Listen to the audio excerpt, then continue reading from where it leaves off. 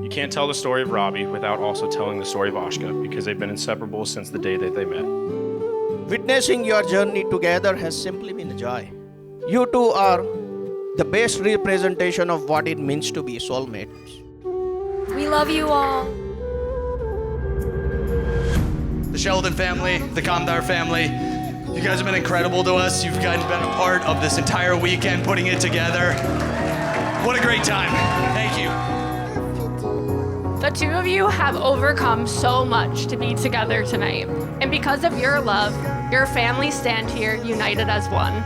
Seeing the two of you together makes it obvious you have found exactly what everyone is hoping for, their best friend. Freshman year, we met at Wentworth, and sometimes luck has a way to create your own path, and quickly became friends and best friends, and look at us today. To Aashka and Rob, may you always be each other's biggest advocates, biggest supporters, and favorite person to come home to. Cheers.